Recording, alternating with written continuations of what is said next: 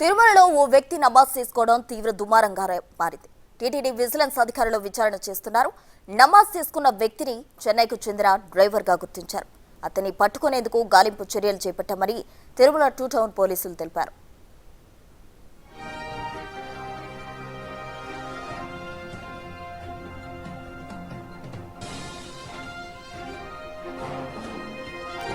తిరుమలలో పురోహిత సంఘంలో బహిరంగంగా ముస్లిం నమాజ్ చేశాడు. అత్యంత పవిత్రమైన తిరుమల ప్రాంగణంలో అన్య మతస్థుడు వెళ్లి నమాజ్ చేయడంపై భక్తులు తీవ్ర ఆగ్రహం వ్యక్తం చేస్తున్నారు.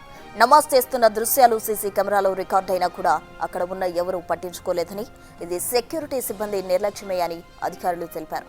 అతను కావాలని చేశాడా లేదా అమాయకుడా అన్న కోణంలో పోలీసులు విచారణ జరుపుతున్నారు.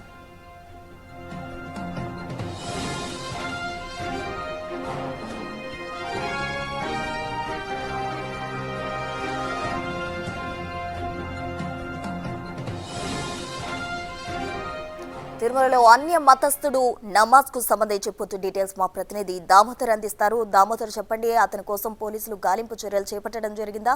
అతను ఎందుకు కావాలని చేశాడా లేదంటే తెలియకుండా చేయడం జరిగిందా?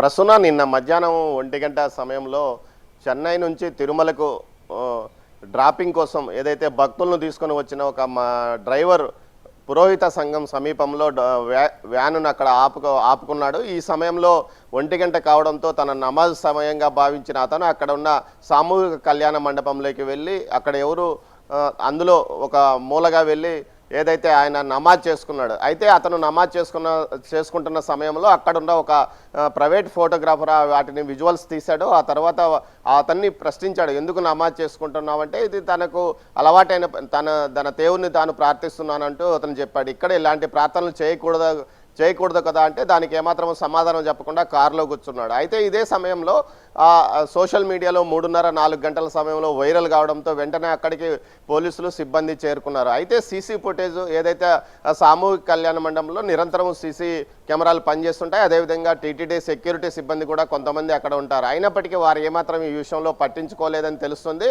అదేవిధంగా పోలీసులు కూడా క్షేత్రస్థాయిలో ఉన్నవారు నిర్లక్ష్యంగా వ్యవహరించడం, అక్కడున్న సీసీ ఫుటేజ్ కమాండ్ కంట్రోల్ రూమ్లో నిరంతరము ప్రత్యక్ష ప్రసారం లాగా రికార్డ్ అవుతుంటున్న నేపథ్యంలో వాటిని ఎందుకు వారు పట్టించుకోలేదన్న ప్రశ్న ఉదయిస్తుంది. మొత్తం మీద చూస్తే క్షేత్రస్థాయి సిబ్బంది నిర్లక్ష్యం ఫలితంగానే గతంలో కూడా ఈ మధ్య కాలంలో టీటీడీలో అనేక అవకతవకలు ఏదైతే ఏదైతే ఇటు గతంలో అయితే బిర్యానీ కూడా పైకి రావడం జరిగింది.